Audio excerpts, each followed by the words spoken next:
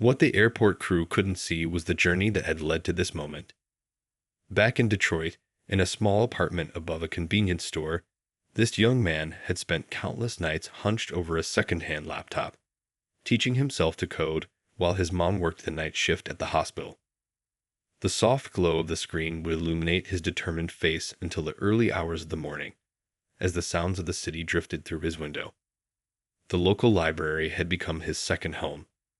Every day after school, he claimed his usual spot in the corner near the outlet with the wobbly cover. The librarians knew him well, the quiet kid who'd politely ask for help accessing coding tutorials, who never complained when the internet was slow, who always thanked them with a genuine smile. Mrs. Chen, the head librarian, would sometimes leave him granola bars, pretending she had extras from her lunch. His journey into tech hadn't started with grand dreams of Silicon Valley. It began with a simple problem he saw every day. The food bank 3 blocks from his house always seemed to have either too much of one thing or not enough of another. He'd watch elderly neighbors make multiple trips because they never knew what would be available. Sometimes, fresh produce would go to waste while canned goods ran out too quickly. The idea came to him one rainy Tuesday as he helped an elderly woman carry her groceries home. "If only we knew what they had before making the trip," she'd said, catching her breath on the stairs. That night, he opened his laptop and started sketching out his first line of code. The app took shape slowly, built in borrowed moments between homework and his weekend job at the corner store. He'd never thought it would work, just another kid with a dream too big for his circumstances. But then something amazing happened. The local food bank tried his app, and within a month, their food waste dropped by 40%. Word spread to other food banks, and soon his simple program was helping coordinate donations and distributions across the city. That's when the email arrived. He almost deleted it, thinking it was spam. A tech conference in San Francisco. An all-expenses-paid invitation to speak. He read the email 7 times before running to show his mom. She'd cried that night, not the tired tears he sometimes saw when she came home from double shifts, but tears of joy and pride. The next few weeks had been a whirlwind of preparation. His teachers helped him practice his presentation during lunch breaks. The school principal wrote a glowing recommendation letter. His neighbors, the same ones who'd watched him grow up, collected money to buy him his first proper suit. Even Mr. Rodriguez from the corner store pitched in, giving him a new tie for good luck. Standing now at Gate B7, that same tie felt like it was choking him. The conference was supposed to start tomorrow morning. In his backpack, along with his old laptop, was a carefully prepared speech about how technology could build bridges in communities, how a kid from Detroit with no fancy degree or expensive equipment could still make a difference. He practiced it so many times his mom could recite it from memory. But none of that mattered if he couldn't get on this plane. As the gate agent continued examining his documents, he thought about all the people back home who believed in him, who had helped him get this far. He couldn't let them down. Not now, not when he was so close to sharing their story with the world. The weight of their hopes and dreams pressed down on his shoulders, heavier than any luggage he could have carried. The bustling Terminal B at Chicago O'Hare International Airport was packed with its usual mix of hurried travelers that Wednesday afternoon. The air was thick with the scent of coffee from nearby cafes and the constant hum of rolling suitcases against the polished floor. At Gate B7, passengers were lining up for the 3:45 p.m. flight to San Francisco. Business people in crisp suits, families with restless children, and among them, a young teen who stood out not just because he was traveling alone. The boy, barely 17, wore a neatly pressed blue button-down shirt and khaki pants that looked like they'd been ironed multiple times to get just right.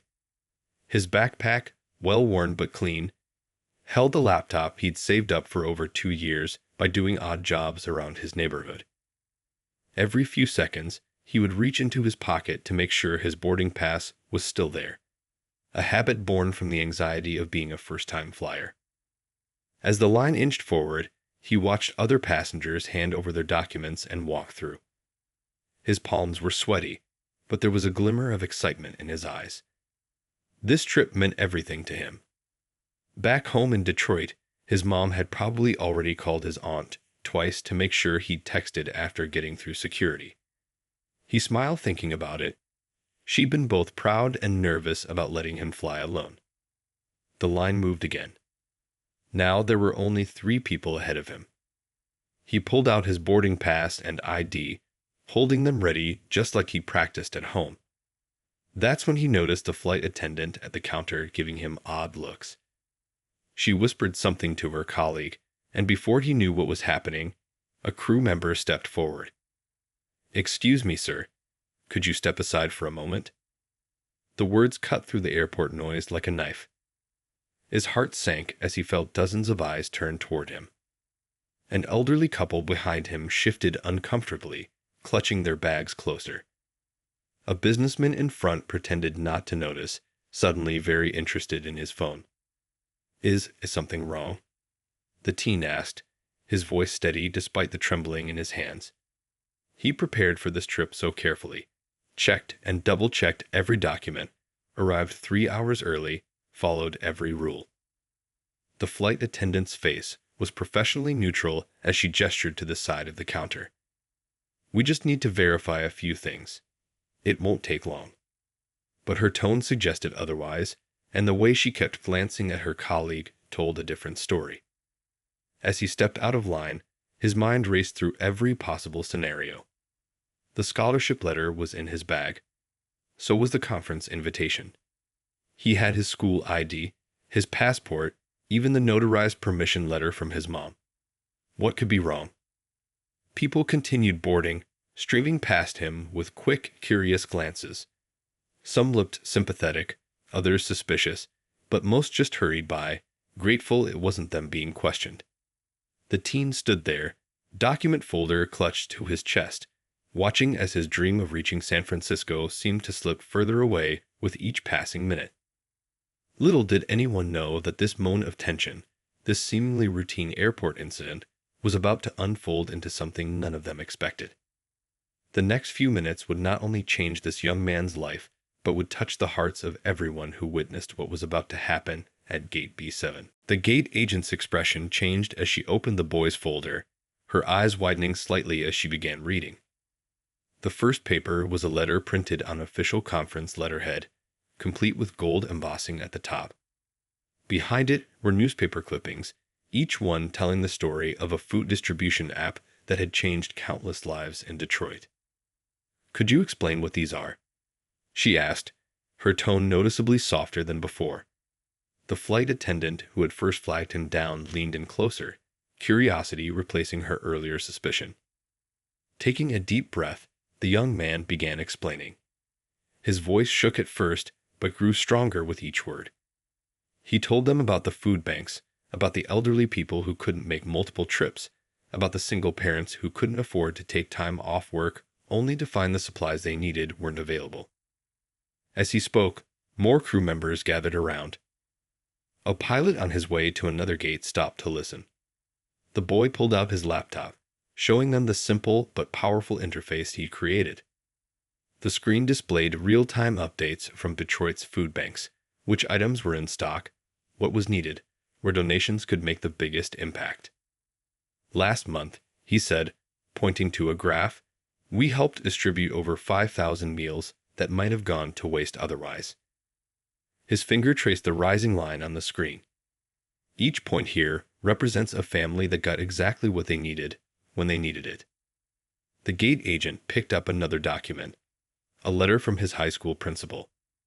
As she read it aloud, her voice carried just far enough for nearby passengers to hear. "Demonstrates exceptional innovation in using technology for social good, self-taught programming skills, dedicated countless hours to community service." People who had been pretending not to watch now openly gathered around. An elderly woman who had hurried past earlier came back, her wheeled suitcase forgotten a few feet away. A businessman closed his laptop, removing his earbuds to listen. More papers emerged from the folder. There were photographs of food bank volunteers using the app on their phones, smiling as they efficiently organized donations. Letters from community leaders described how this simple program had transformed their distribution system. One note, handwritten by a food bank client, told how the app had helped her family eat fresh vegetables for the first time in months.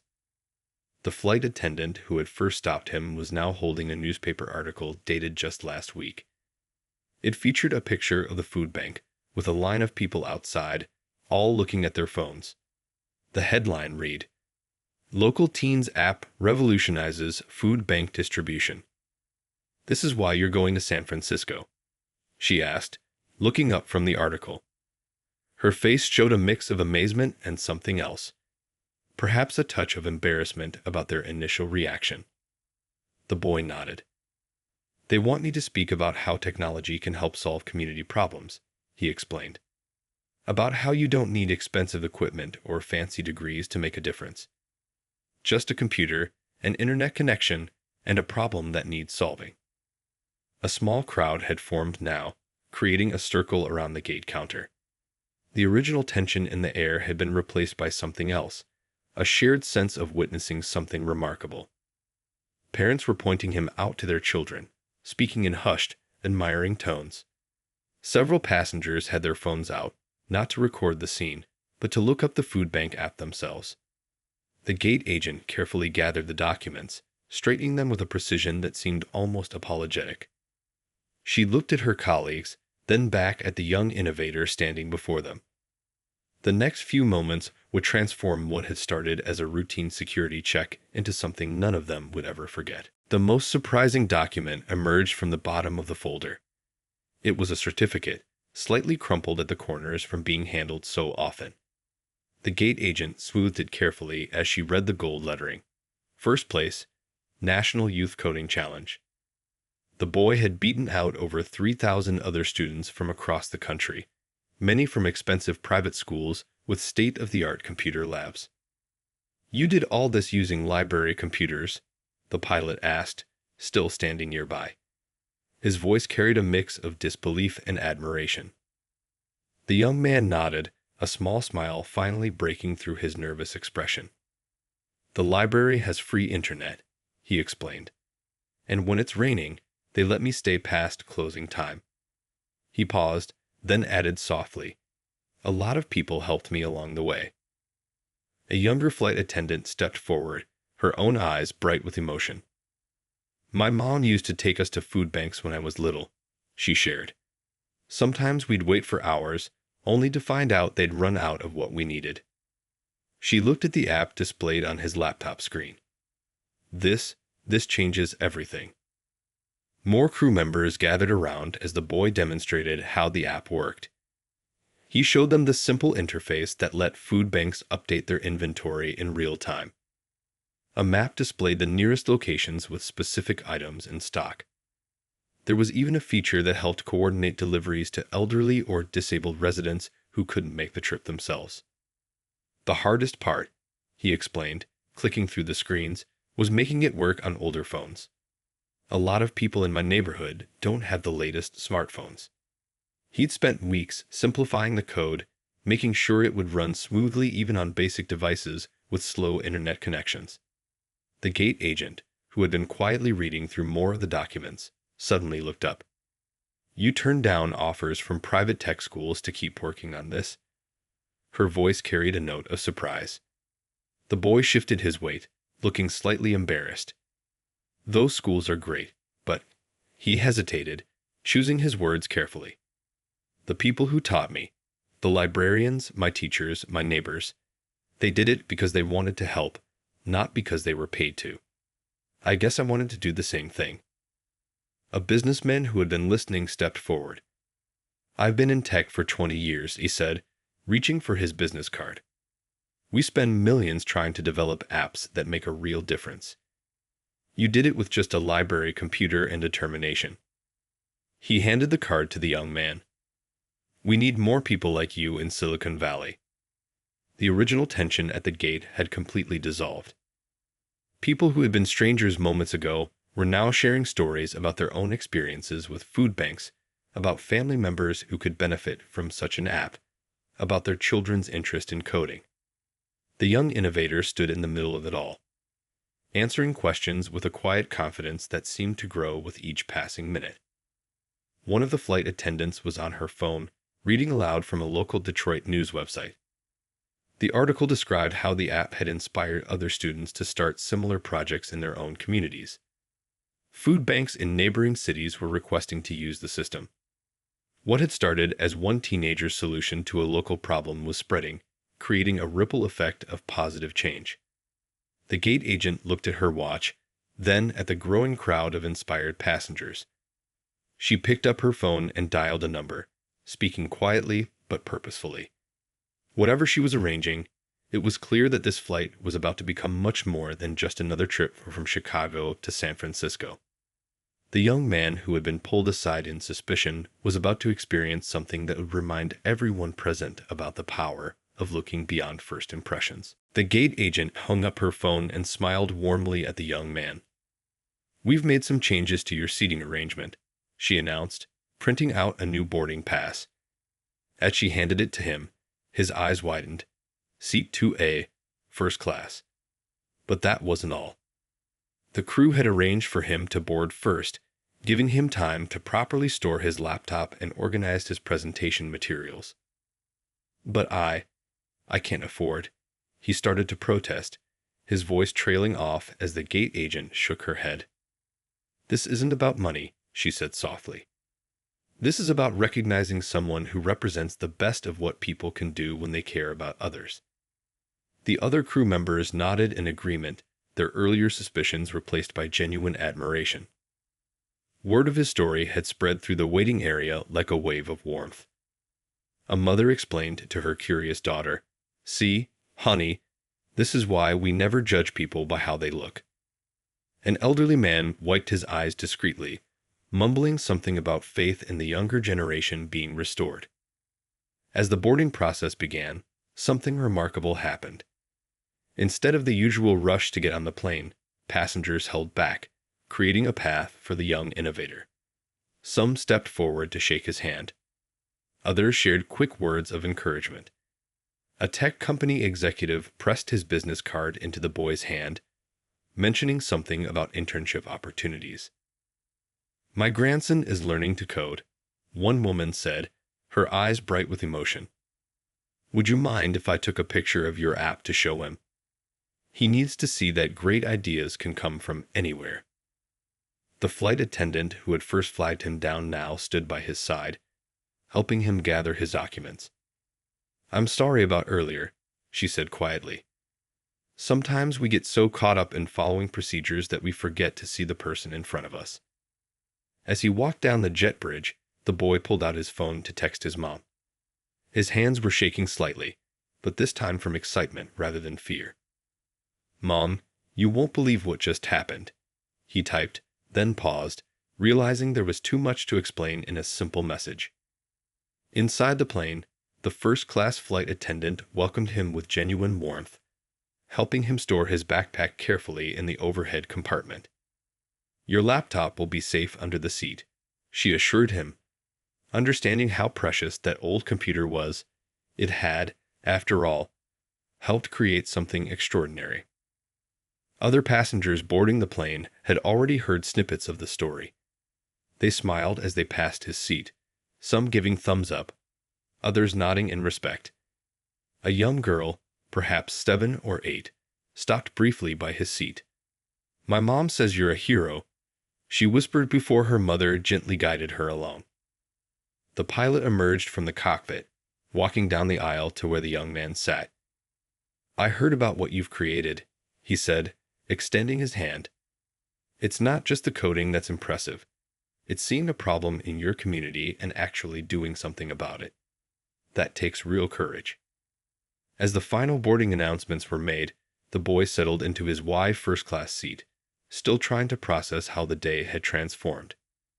Just an hour ago, he'd been pulled aside, viewed with suspicion. Now, he was being celebrated, not just for his technical achievement, but for showing how one person with determination and compassion could make a real difference in people's lives. The same gate agent who had scrutinized his documents appeared one last time at his seat, handing him an envelope. "Some of us wrote down our email addresses," she explained. "We'd love to know how the conference goes." And she smiled warmly. "We'd like to help spread the word about your app. Sometimes the best ideas just need a little help taking flight." As the plane reached cruising altitude, the young man found himself seated next to a woman in her 50s, dressed in a crisp business suit with a tech company logo on her laptop. She'd noticed him working on his presentation and finally spoke up, her voice warm with genuine interest. "I couldn't help but overhear what happened at the gate," she said, removing her reading glasses. "Would you mind telling me more about your app? I've been in tech for 20 years, and it's rare to see something that actually solves real-world problems so effectively." He turned his old laptop toward her, the screen displaying the simple but powerful interface he'd created. As he explained each feature, her eyes lit up with understanding. She wasn't seeing just lines of code. She was seeing missed meals turned into full tables, wasted food transformed into family dinners. "The notifications were the trickiest part," he explained, pointing to a small bell icon. "A lot of people in my neighborhood don't have unlimited data plans, so I had to make sure the app used as little data as possible." He described how he'd spent weeks optimizing the code, testing it on the oldest phones he could find at the local repair shop. The woman listened intently, occasionally jotting notes on her tablet. "You know," she said thoughtfully, "we spend millions on market research trying to figure out what communities need. But you just lived it, saw the problem firsthand, and created a solution." As the flight attendants served their drinks, she paused to join the conversation. "My sister runs a small food pantry in Minnesota," she shared. "Something like this could help them so much." She pulled out her phone, asking if she could take notes about the app. The young innovator's eyes brightened. "Actually," he said, reaching for his backpack, "I've been working on a guide to help other communities set up similar systems." He pulled out a worn notebook filled with careful handwriting and diagrams. These weren't just technical instructions. They were stories of what worked, what didn't, and most importantly, how to build trust within communities. Word spread through the first-class cabin. A retired teacher from 2 rows back came over to share stories about her students who relied on food banks. A businessman who'd been quietly typing on his laptop revealed that he'd grown up in a household that struggled with food security. "What made you choose food banks?" the woman next to him asked, genuinely curious. "You clearly have the skills to build something more profitable." The boy looked out the window for a moment, gathering his thoughts. "There was this one day," he began, his voice soft but clear. "I saw an elderly man checking the dumpster behind our local grocery store. He was wearing a suit. Turned out he was a retired school principal." He paused, remembering. "That's when I realized hunger doesn't look like what people think it does. It could be anyone. Your neighbor, your teacher, that kid in class who never eats lunch." The woman nodded slowly, understanding dawning in her eyes. "And that's why the app keeps everything private. No usernames shown, no profiles required." "Exactly," he smiled. "Dignity is just as important as food." As the flight continued, more passengers found reasons to walk past his seat, each one sharing a brief word of encouragement or a story of their own. A young girl shyly showed him her coding homework on her tablet. An elderly couple asked if he could help them understand how to download apps on their new phones. What had started as a simple conversation had turned into something much more meaningful. In Seat 2A, at 35,000 feet above the ground, a community was forming. One that understood that true innovation isn't just about creating new technology, but about using it to lift people up, to preserve their dignity, and to make the world a little bit better for everyone. The plane touched down at San Francisco International Airport just as the sun was setting, painting the sky in brilliant shades of orange and pink. As passengers began gathering their belongings, something unusual happened. Nobody rushed to stand up. Instead, they waited, allowing the young innovator to collect his things without the usual scramble. The tech executive who had sat next to him helped retrieve his backpack from the overhead compartment. "The conference organizers are waiting for you," she said with a warm smile. "I called them during our layover to tell them what happened in Chicago. They're quite excited to meet you." As he stepped into the terminal, he was surprised to find a small group waiting. There were conference representatives holding a welcome sign, but they weren't alone. News of what had happened at O'Hare had traveled faster than the plane itself. A local food bank coordinator stood among them, eager to learn more about the app that was creating such a buzz in the community service world. "We saw the social media posts from Chicago," one of the conference organizers explained, reaching for his backpack. "Your story is already inspiring people." A tech blog picked it up, and it's spreading fast. She showed him her phone, where a hastily written article was already gathering thousands of shares. "Airport Encounter reveals teens' revolutionary app for fighting hunger." The young man blushed, not used to such attention. "I just wanted to help my neighborhood," he said quietly, but the food bank coordinator shook her head. "That's exactly why this matters," she insisted. "Real solutions come from people who understand the problems firsthand." She pulled out her tablet, showing him statistics from Bay Area food banks. "We've been trying to solve these same issues for years. Sometimes it takes a fresh perspective to see the simple solutions." As they walked through the terminal, more people seemed to recognize him from the social media posts. A group of high school students on a field trip whispered excitedly, pointing to his laptop bag.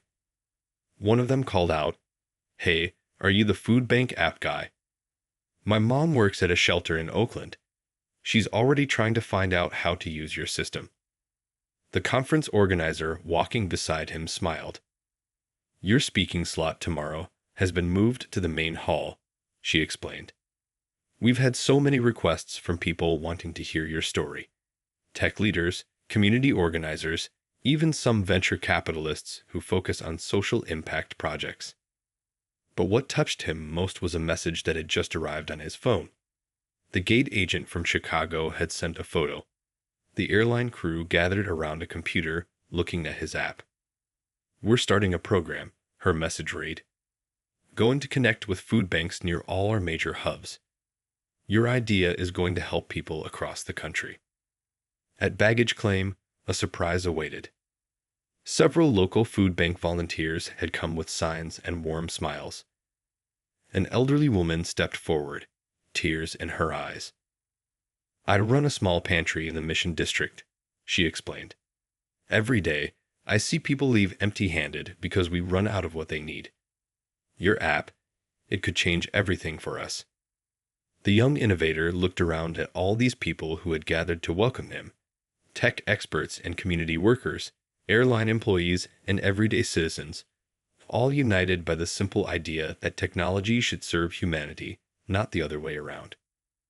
As they headed toward the exit, a small child tugged at his mother's sleeve, pointing at the young man. "Mom, is that him? The one who made the computer help hungry people?" The mother nodded, and the boy's face lit up with understanding.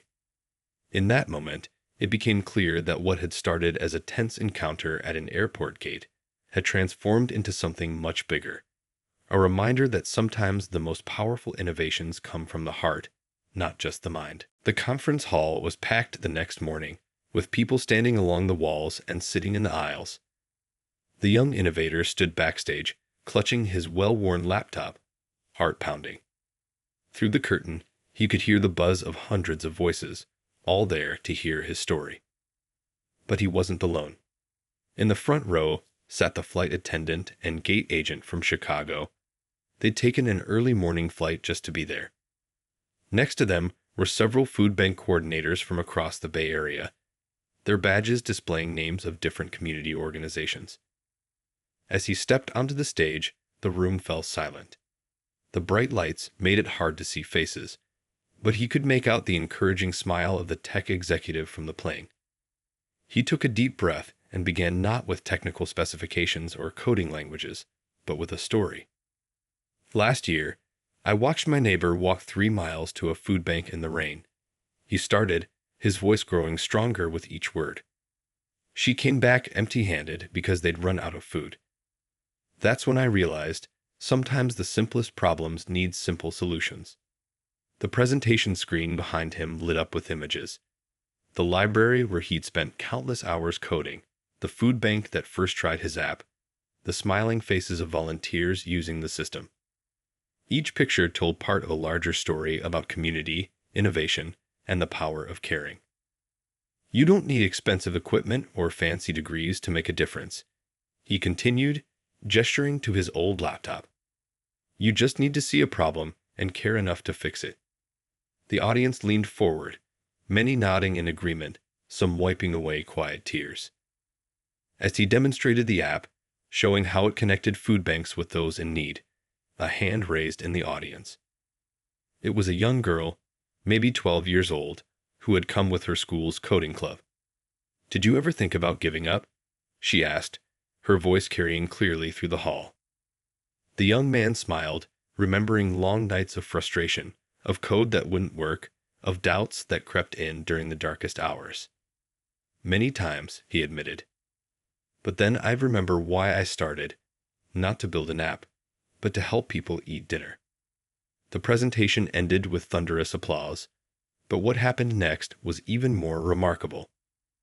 People began standing up, sharing their own stories. A Silicon Valley CEO talked about growing up on food stamps. A renowned programmer described volunteering at soup kitchens. The walls between helper and helped, between success and struggle, seemed to melt away. In the lobby afterward, a constant stream of people approached him. Tech companies offered resources to expand the app. Food banks from other cities wanted to implement the system. But the moment that touched him most was when the airport crew from Chicago presented him with a surprise. They'd started a fundraising campaign to put computers in food banks across the country. "You showed us something important yesterday," the gate agent said, her eyes bright with emotion. "We learned that sometimes the biggest mistakes come from judging too quickly, and the greatest opportunities come from taking time to listen." Later that evening, as he sat in his hotel room calling his mom to share the day's events, messages kept popping up on his phone. Food banks were reporting successful implementations. Community organizations were requesting the system. The app that had started as one teenager's solution to a local problem was becoming a movement. But perhaps the most powerful message came from a high school student who had attended the conference. "Today showed me that we don't have to wait for someone else to fix things. If we see a problem, we can be the ones to solve it. Thank you for showing us that ordinary people can do extraordinary things." The story of what happened at Gate B7 had become more than just a tale of mistaken judgment transformed into understanding. It had become a reminder that sometimes the most powerful innovations don't come from big companies or expensive labs, but from people who see a need in their community and decide to do something about it. A simple act of caring, combined with determination and support from others, can create waves of change that touch countless lives.